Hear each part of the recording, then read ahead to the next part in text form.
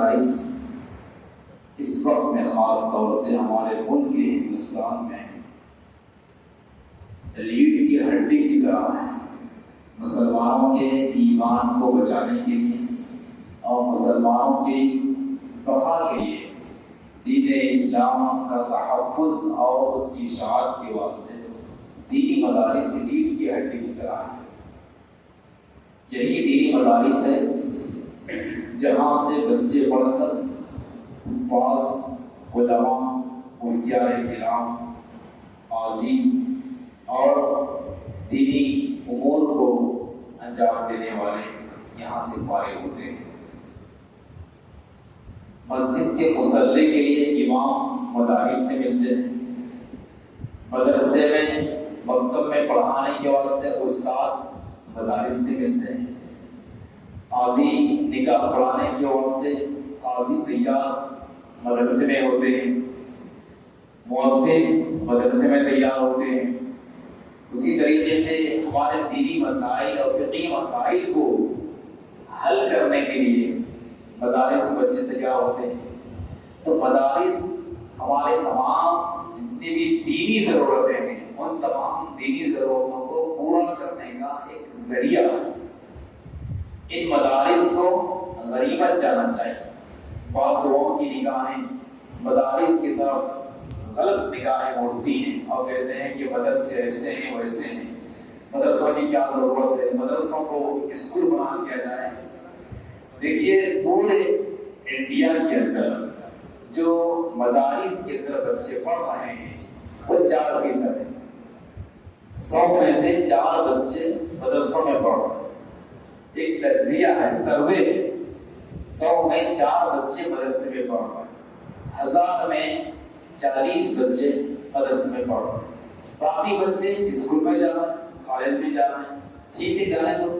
لیکن یہ 4 بچے جو آ رہے ہیں مدرسے میں ان کو بھی اگر نکال کے اسکول میں ڈالنے کے واسطے بول دیا جائے تو کل کے دن مصلی کے لیے امام کہاں سے ملیں گے، نکاح پڑھانے کے لیے قاضی کہاں سے ملیں گے، اذان دینے کے لیے مؤذن کہاں سے ملیں گے۔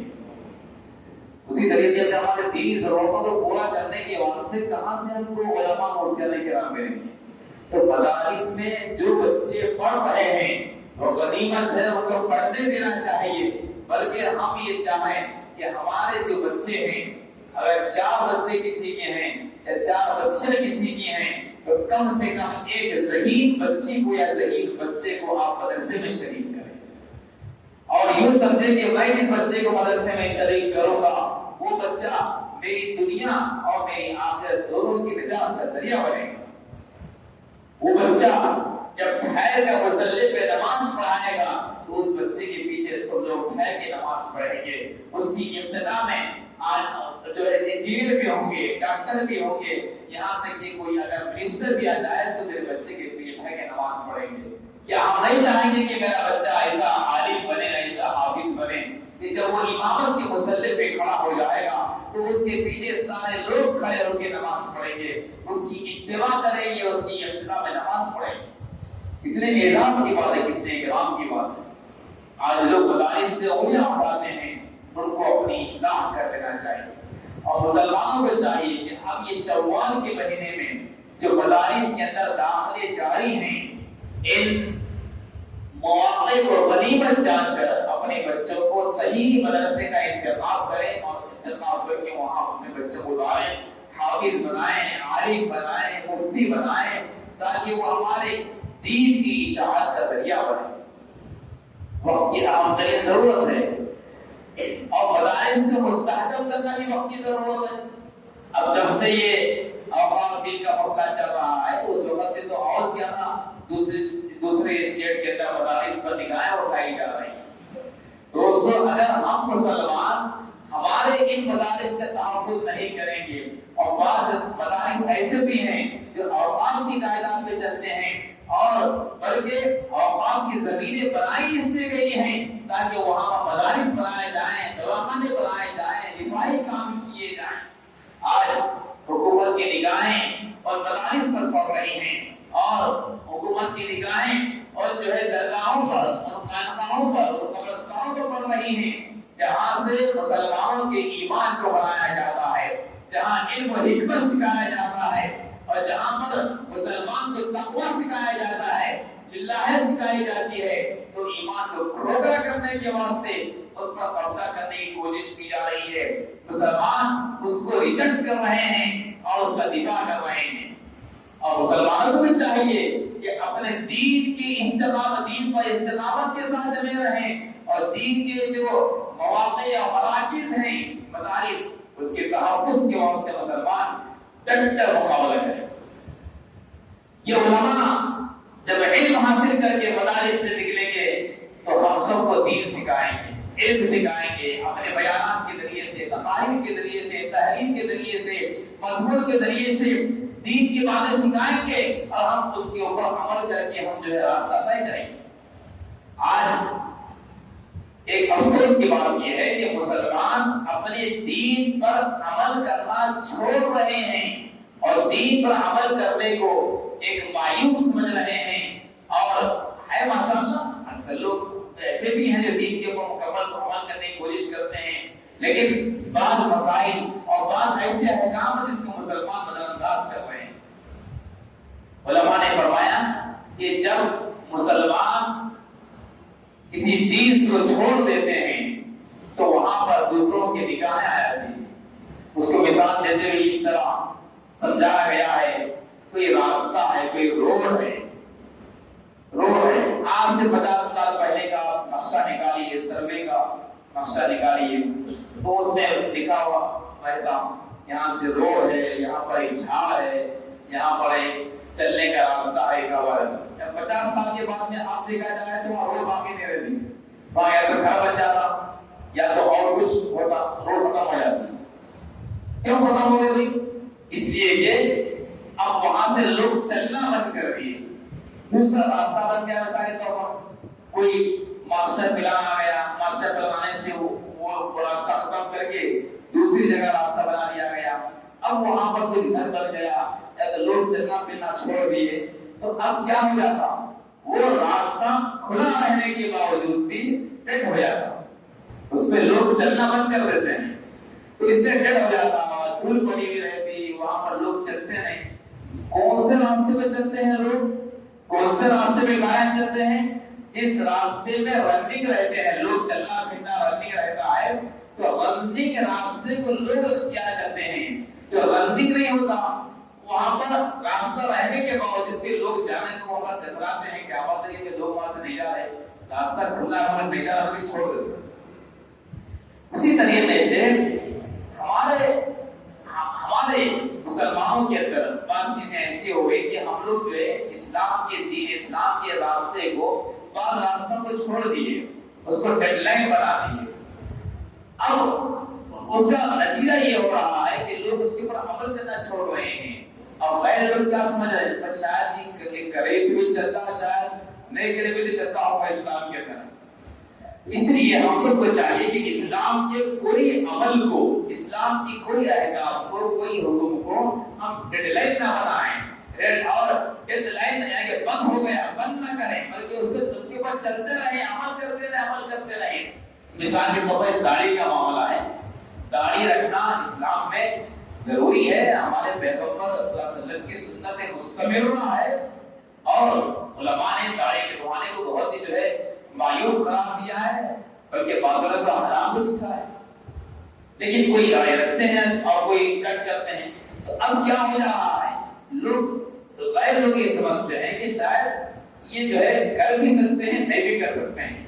جیسا کہ دوسری برادری کے اندر ہے، سکھ برادری کے اندر ہے، وہ لوگ داڑھی نہیں کاٹتے ہیں، تو وہاں شاید لازم ہے، یہاں مسلمان میں لازم نہیں ہے، شاید ایسا سمجھتے ہیں۔ تو ہمارے عمل کی وجہ سے ایک حکم اسلام کے بارے میں لوگوں کے اندر بزدلی پیدا ہو جا رہی ہے کہ چلو بھائی ٹھیک ہے، کر بھی سکتے ہیں اور نہیں بھی کر سکتے ہیں شاید۔ ویسے کہ کئی معاملات ہیں، نماز کے معاملہ ویسے ہی ہے، نماز تو فرض ہے، لیکن کوئی پڑھتے ہیں کوئی نہیں پڑھتے ہیں، لوگ سمجھتے ہیں کہ شاید پڑھ بھی سکتے ہیں، نہیں بھی پڑھ سکتے ہیں۔ اس لیے آفسوں کے اندر پرمیشن نہیں دیتے، بعض آفسوں کے اندر، کیونکہ ایک آفس میں 100 مسلمان نماز پڑھتے ہیں، تو اس میں سے جو ہے 5 مسلمان نماز پڑھنے جا رہے ہیں، یا 10 مسلمان نماز پڑھنے جا رہے ہیں، باقی نماز پڑھنے نہیں جا رہے، یا 20 مسلمان جا رہے ہیں باقی نہیں جا رہے، تو آفس والے کیا سمجھتے ہیں؟ وہ یہ سمجھتے ہیں کہ پورے نہیں جا رہے، اس کا مطلب یہ ہے کہ کوئی جا بھی سکتے ہیں اور نہیں بھی جا سکتے ہیں۔ کہ فرض عمل کے بارے میں یہ خیال پیدا ہوا ہے، تو ہمارے عمل کو چھوڑنے کی وجہ سے، ہم عمل نہ کرنے کی وجہ سے لوگوں کے اندر برا خیال پیدا ہو رہا ہے، بزدلی پیدا ہو جا رہی ہے۔ اس لیے ان لوگوں کو نئے نئے قوانین پیدا کرنے کے لیے، نئے نئے قوانین بنانے کے واسطے ہمت ہو رہی ہے۔ اگر مسلمان جب کے دین اسلام کے اوپر عمل کریں گے اور قائم رہیں گے تو کسی کی ہمت نہیں ہوگی کہ اس کے خلاف آواز اٹھائی جائے۔ اس لیے دوستوں، ہم سب کو چاہیے کہ ہم دین اسلام کے مکمل عمل کریں اور دینی مراکز، دینی مدارس، ان کے تحفظ کی بڑی فکر کریں۔ ان کے تحفظ کا ایک آسان طریقہ یہ بھی ہے کہ ہم اپنے بچوں کو وہاں پر داخلہ دلائیں۔ مدارس کے آباد رہنے کا اہم ترین طریقہ، ذریعہ اور مدارس کا سب سے بڑا چندہ بچوں کو وہاں پر شریک کرنا ہے۔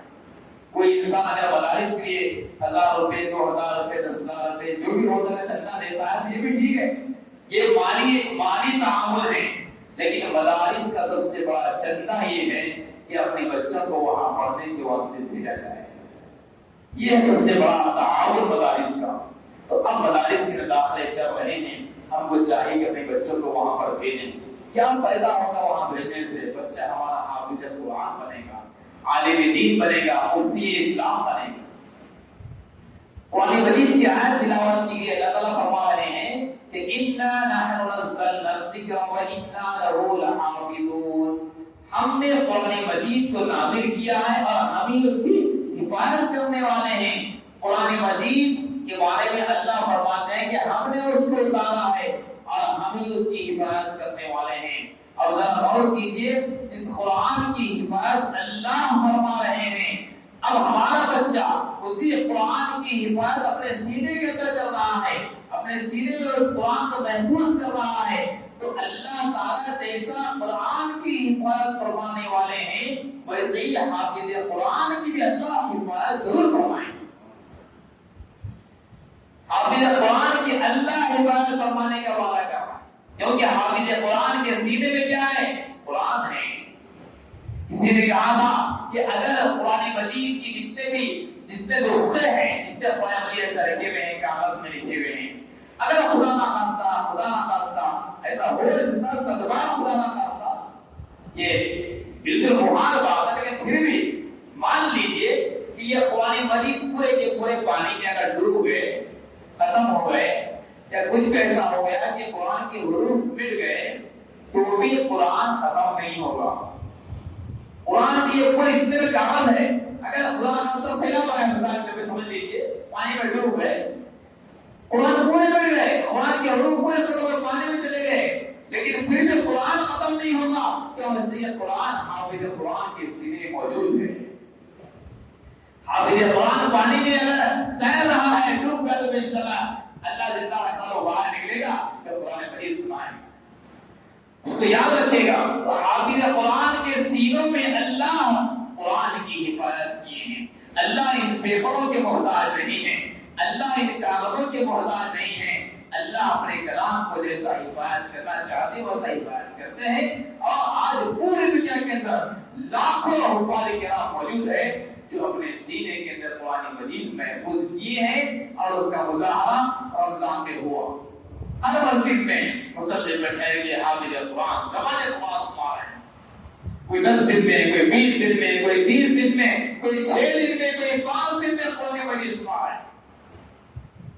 قرآن مجید ختم ہونے والا نہیں ہے، قرآن مجید ختم ہونے والا نہیں ہے۔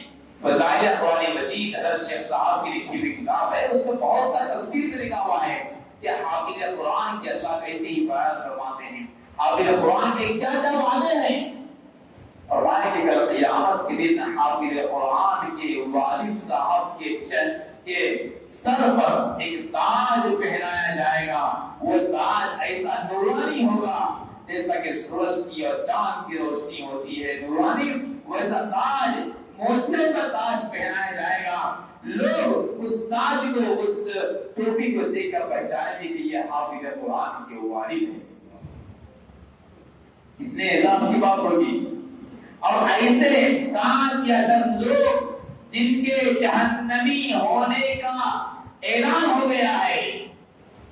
حافظ قرآن کے خاندان میں تھے 7 یا 10 لوگ ایسے جس کے اوپر جہنم واجب ہو گئی ہے.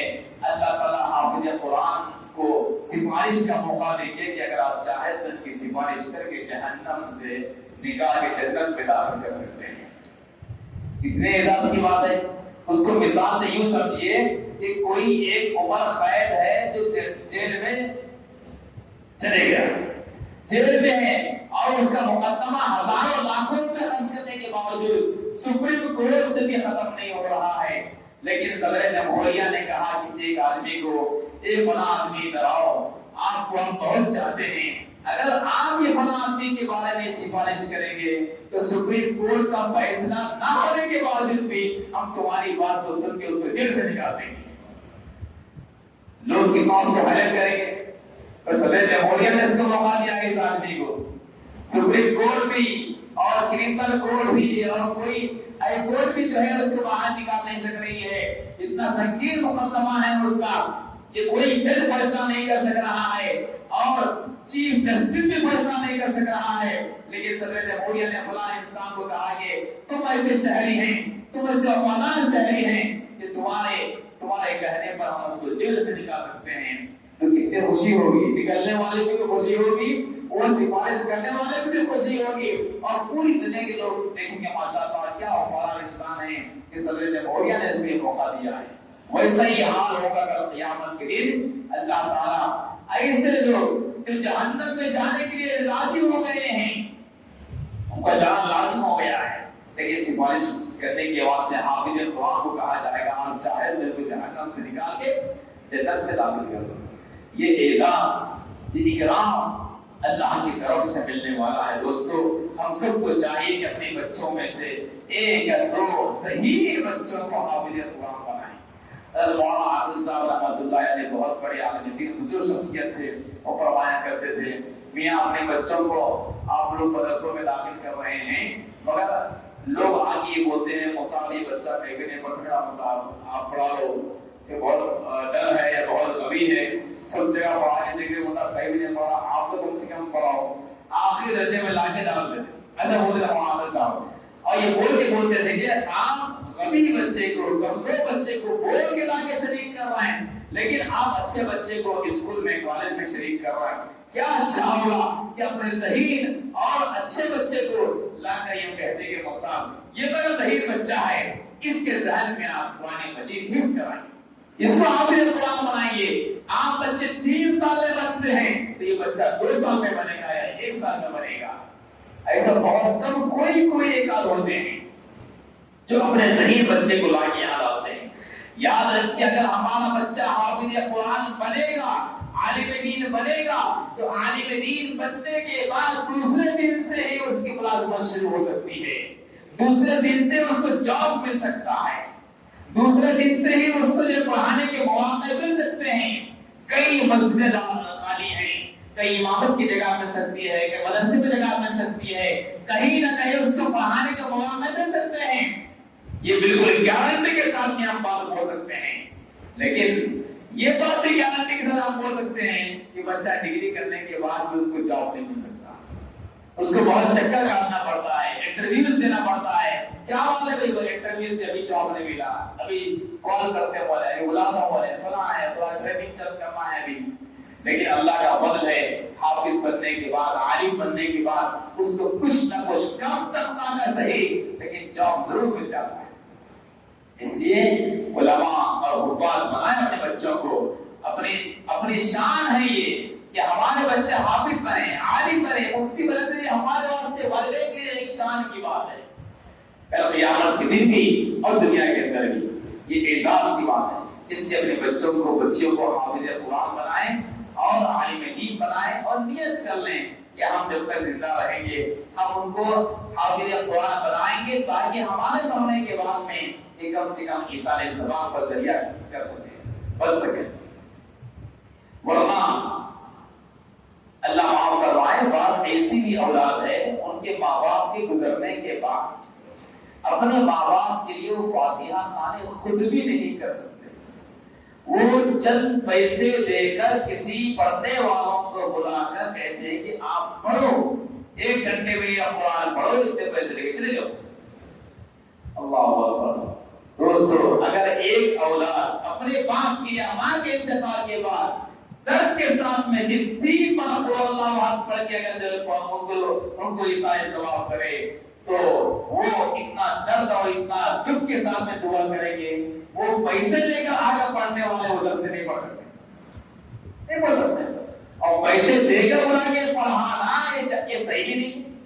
اس لیے اولاد کو ایسا تیار کریں تاکہ ہمارے مرنے کے بعد میں وہ کم سے کم ہم کو 3 بار قل اللہ پڑھ کے بخش سکیں، ثواب پہنچا سکیں، ہمارے لیے سارے ثواب کر سکیں۔ حدیث میں آتا ہے، صحیح بخاری کے اندر روایت ہے کہ انسان جب مر جاتا ہے تو ساتھ میں دولت نہیں آتی، عمارت نہیں آتی، کار بلڈنگ نہیں آتی، بلکہ وہ اولاد اس کے ساتھ میں آتی ہے جس اولاد کو نیک اور صالح بنائے ہیں۔ وہ سارے اولاد جب تک صالح کام، نیک کام کرتے رہیں گے، مرنے کے بعد میں قبر میں ہم کو ثواب ملتا رہے گا۔ اور اپنی اولاد کو علم دین سکھائے اور سکھا کر چلے گئے، جب تک وہ علم دین پھیلاتے رہیں گے، پڑھاتے رہیں گے، ہمارے مرنے کے بعد میں ہم کو کام آتا رہے گا۔ یا ایسا ثواب جاریہ والا کام کر کے چلے گئے، مسجد بنا دیے، بورویل ڈلوا دیے، دواخانہ بنوا دیے، جس سے ثواب جاری رہتا ہے تو ہمارے مرنے کے بعد اس کا ثواب ملتا رہتا ہے۔ یہ کرنا چاہیے، ایسا ہرگز نہیں ہونا چاہیے کہ ہم اپنے بچوں کو ہم ایسی تعلیم دے رہے ہیں جو دنیا کی ہے مگر دین کی طرف توجہ نہیں دے رہے ہیں، تو یہ ہمارے واسطے بہت افسوس کی بات ہے۔ ضرور بچوں کو ڈاکٹر بنائیے، انجینئر بنائیے، ضرور بچوں کو ہم پرافیسر بنائیں اور دنیا کے جو کچھ عہدے ڈگریاں ہیں دلائیں ضرور، لیکن پہلے مسلمان بنائیں۔ مسلمان بنانے کے واسطے مکتب میں پڑھنا، مدرسے میں پڑھنا اور خانقاہوں میں جانا، یہ وہ تمام چیزیں ہیں جس سے ہمارے بچوں کے اندر ایمان تازہ ہوتا ہے۔ مسجد سے محبت ہونا بچوں کو، مدرسے سے محبت ہونا بچوں کو، مکتب سے محبت ہونا بچوں کو۔ آج کیا وجہ ہے؟ فلسطین کے اندر جو حالات آئے ہیں، اتنے سخت ترین حالات، جہاں پر قیامت ٹوٹ رہی ہے، وہاں پر بمباری ہو رہی ہے، گولیوں کی بارش ہو رہی ہے، نگاہوں کے سامنے ماں اپنے بچے کو مرتا ہوا شہید ہوتا ہوا دیکھ رہی ہے، اور باپ اپنی اولاد کو، اولاد اپنے ماں باپ کو اپنے نگاہوں کے سامنے دم توڑتا ہوا دیکھ رہے ہیں۔ وہ بھوک اور پیاس کی وجہ سے بلک رہے ہیں، رو رہے ہیں، اور ان کا کوئی پرسانی حال نہیں ہے۔ انڈیا سے اور دوسرے ملکوں سے مدد پہنچانے کے واسطے بھی کوئی تیار ہے تو ان کو مدد نہیں پہنچا سک رہے ہیں، لیکن اس کے باوجود مجال نہیں ہے کہ وہ اسرائیل پر جو ہے اپنے گھٹنے ٹیک دیں۔ وہ جنگ کے مقابلہ کر رہے ہیں اور کہتے ہیں کہ ہمارے دل کے اندر بیت المقدس کی محبت ہے، ہم بیت المقدس کے لیے جیئیں گے اور بیت المقدس کے لیے مریں گے۔ کیوں کہہ رہے ہیں؟ اس لیے کہ ان کے دل کے اندر مسجد کی محبت ہے، اللہ کے گھر کی محبت ہے، مسجد اقصی کی محبت ہے، اس لیے تو ڈٹ کے مقابلہ کر رہے ہیں۔ نہتے ہونے کے باوجود بھی اتنا سارا سامان جو دوسرے ملک کے اندر ہے، مقابل ملک جو ملک کے اندر سارا سامان ہے، ان کے پاس اتنا نہیں ہونے کے باوجود بھی مقابلہ کر رہے ہیں۔ کیوں؟ اس لیے کہ ان کے پاس مساجد کی محبت ان کے دل کے اندر کوٹ کوٹ کر بھر دی گئی ہے۔ آج ہمارے لیے بھی ضروری ہے کہ ہم اپنے بچوں کے دلوں میں مساجد، مدارس اور خانقاہوں کی محبت دل میں کوٹ کوٹ کر بھر دیں، تبھی جا کر یہ اوقاف کا جو مسئلہ بات کر رہے ہیں، اوقاف مسئلہ کیا ہے، کیوں اتنا لوگ اس کے پیچھے پڑے ہوئے ہیں، کیوں ہمارے قائدین بھی اور ہمارے سیاسی حضرات بھی اور علماء بھی، مسلم پرسنل کے ذمہ داران بھی، سب اتنا جو ہے جنگ کے مقابلہ چل رہا ہے، کیوں کیا ہے، کیوں اتنا اس کے پیچھے پڑے ہوئے ہیں؟ یاد رکھیے کہ مسئلہ ہمارے مذہب کا ہے، ہمارے دین کا ہے، اور اوقاف کے جائیداد ہے، مدارس کی، مساجد کی، خانقاہوں کی ہے، اور جو اللہ کے نام پر وقف کر دی گئی ہے۔ اس لیے ہمارے قائدین، سیاسی حضرات، علماء کرام اس کے پیچھے ڈٹ کے مقابلہ کر رہے ہیں، اس لیے کہ یہی وہ مدارس ہے، یہی وہ مساجد ہے، یہی وہ خانقاہیں ہیں جہاں سے علماء ہیں, مفتیان کرام بنتے ہیں اور متقی بنتے ہیں یہاں پر خانقاہوں میں جا کے. اگر یہ ختم ہو گئے تو پھر جو ہے یہ کھوکھلا ہو جائے گا انسان, مسلمانوں کا ایمان کھوکھلا ہو جائے گا. اس لیے ہم سب کے دلوں کے اندر اوقاف کی جتنے زمینیں ہیں اور جتنے مساجد ہیں, جتنے مدارس ہیں, جتنے خانقاہیں ہیں, اس سے محبت کرنا چاہیے اور اس کو یہ سمجھنا چاہیے کہ یہ ہمارے دین اسلام کی تعلیمات پھیلانے کا ذریعہ ہیں, اشاعت اسلام کا ذریعہ ہیں, اور یہاں سے علماء نکل کے دین اسلام کو سارے عالم میں پھیلاتے ہیں. یہ محبت ہونا چاہیے اور ہر مسلمان کو چاہیے کہ اس موقع پر دو چیزوں کے بارے میں ضرور دعائیں کریں. ایک تو فلسطین کا مسئلہ جو پھر چھڑ گیا ہے اور پھر وہاں پر جنگ بندی شروع ہو گئی ہے اور وہاں پر بہت پریشانی اور بہت ہی جو ہے مشکل کے اندر لوگ وہاں کے جی رہے ہیں. اپنے دعاؤں میں ضرور ان کو یاد رکھیں. اور دوسرا اوقاف کا جو مسئلہ ہمارے ہندوستان کے اندر چل رہا ہے, دونوں ایوانوں کے اندر پاس ہو گیا اور اس کے نفاذ کی مکمل تیاری چل رہی ہے. ہم اس کے لیے جب کی دعائیں کریں کہ یہ نافذ العمل نہ ہو, اس کے واسطے دعائیں کریں. ہم لوگ کر رہے ہیں جب ہو گیا پاس ہو گیا تو پھر جو ہے نافذ العمل ہونے میں اور اس کو جو ہے پاس اس کو پھر عمل میں لانے میں کیا مشکل ہے. دیکھیے اللہ کے پاس کوئی چیز کی کمی نہیں ہے. اللہ جب چاہے جس کو چاہے موڑ سکتا ہے. سارے انسانوں کے دل رحمان کے دو انگلیوں کے بیچ میں ہے. حدیث میں آیا ہے کہ سارے انسانوں کے دل رحمان کے دو انگلیوں کے بیچ میں ہے. اللہ جب چاہتا ہے الٹ پلٹ کر سکتا ہے. اس لیے چاہے وہ دونوں ایوان کی طرف پاس ہو جائے, چاہے وہ صدر جمہوریہ کی دستخط ہو جائے, لیکن اس کے باوجود بھی ہم آخری دم تک ہم اس کے لیے دعائیں کرتے رہیں گے.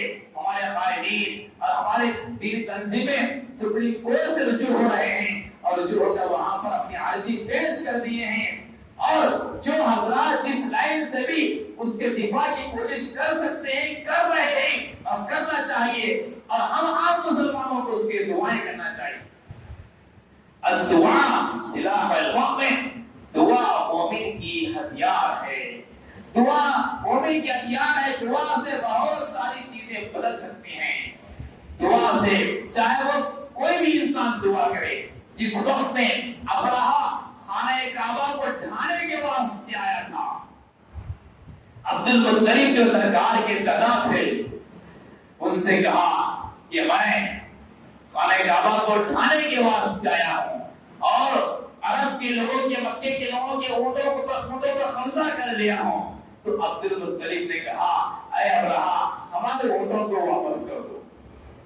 ابرہہ بادشاہ نے کہا کہ عجیب معاملہ ہے, میں تم سے کہہ رہا ہوں کہ میں خانہ کعبہ کو ڈھانے کے واسطے آیا ہوں اور تم اپنے اونٹوں کی فکر میں ہے اور اپنے اونٹوں کے واپس بھیجنے کے مطالبہ کر رہے ہیں. عبد المطلب نے کہا کہ جی ہاں, میں اچھا جانتا ہوں کہ تم کس نیت سے آئے ہو. میں جانتا ہوں کہ تم خانہ کعبہ کو ڈھانے کی ناپاک نیت لے کر آئے ہیں. سن لے اے ابرہہ بادشاہ, انہوں نے کہا کہ میں اونٹ کا مالک ہوں اور خانہ کعبہ کا مالک اللہ ہے. میں عارضی دنیا کے اعتبار سے میں یہ اونٹ کا مالک ہوں اور یہ ہمارے بھائی اونٹوں کے مالک ہیں, اس لیے میں اپنے اونٹوں کے واپسی کا مطالبہ کر رہا ہوں. خانہ کعبہ بیت اللہ ہے, اللہ کا گھر ہے, اللہ اس کی نگرانی کر لے گا, اللہ اس کی حفاظت کر لے گا. مجھے اس کی فکر کرنے کی ضرورت نہیں ہے. میرا کام دعا کرنا ہے اور اس کی تحفظ کی جتنی کوشش کرنا ہے. باقی اللہ کا کام ہے. ان کی یہ دعا اور ان کا اللہ کے ذات پر بھروسہ اور اللہ کے ذات پر توکل اتنا بڑا تھا, جیسے انہوں نے کہا ابرہہ کو غصہ آیا, اچھا ٹھیک ہے جاؤ اونٹ لے کے چلی جاؤ. ابھی ابرہہ آگے بڑھا خانہ کعبہ کو ڈھانے کے واسطے.